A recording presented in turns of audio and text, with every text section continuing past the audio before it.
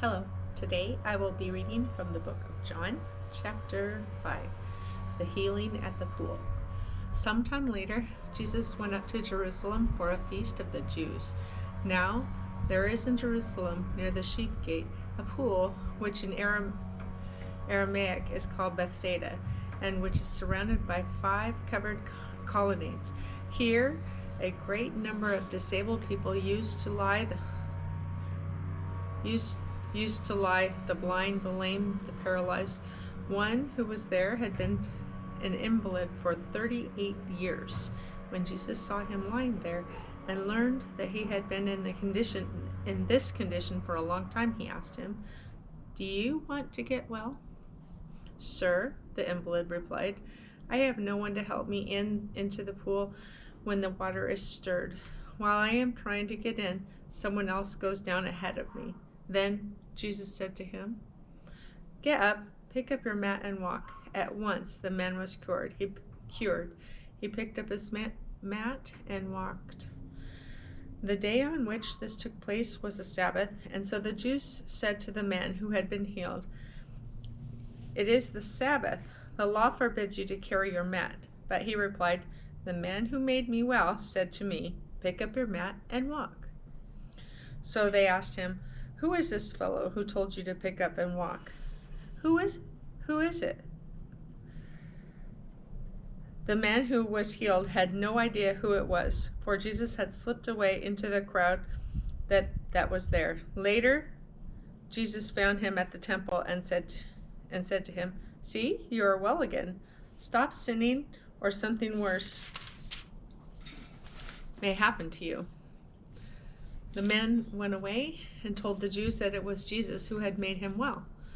Life through the Son. Because Jesus was doing these things on the Sabbath, the Jews persecuted him. Jesus said to them, "My Father is always at his work to this very day, and I too am working." For this reason, the Jews tried all the harder to kill him. Not only was he breaking the Sabbath, but he was even calling God his own Father, making himself equal with God. Jesus gave them this answer, "I tell you the truth, the Son can do nothing by himself.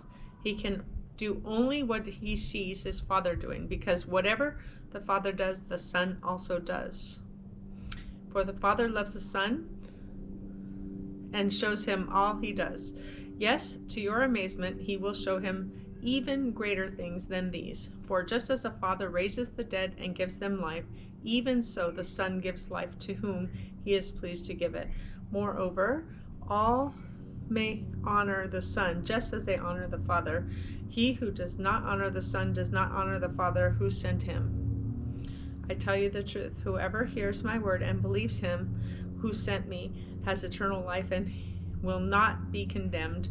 He has crossed over from death to life. I tell you the truth, a time is coming and has now come when the dead will fear the voice of the Son of God, and those who hear will live.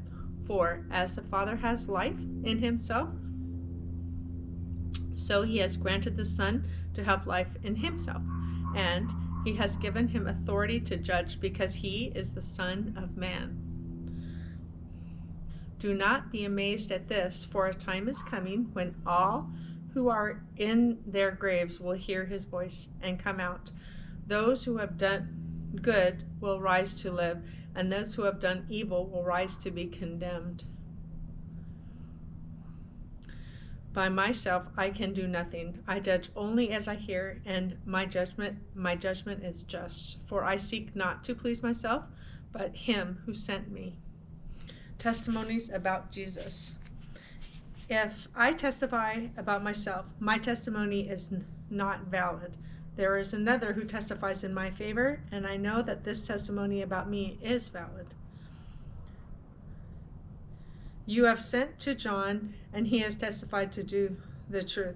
Not that I accept human testimony, but I mention it that you may be saved. John was a lamp that burned and gave light, and you chose for a time to enjoy his light. I have testimony weightier than that of John, for the very work that the Father has given me to finish, and which I am doing, testifies that the Father has sent me. and the Father who sent me has himself testified concerning me. You have never heard his voice nor seen his form, nor does his word dwell in you, for you do not believe the one he sent. You diligently study the scriptures because you think that by them you possess eternal life. These are the scriptures that testify about me. Yet you refuse to come to me to have life. I do not accept praise from men, but I know you. I know that you do not have the love of God in your hearts. I have come in my Father's name, and you do not accept me, but if someone else comes in his own name, you will accept him. How can you believe if you accept praise from one another, yet make no effort to obtain the praise that comes from the only God? But do not think I will accuse you before the Father.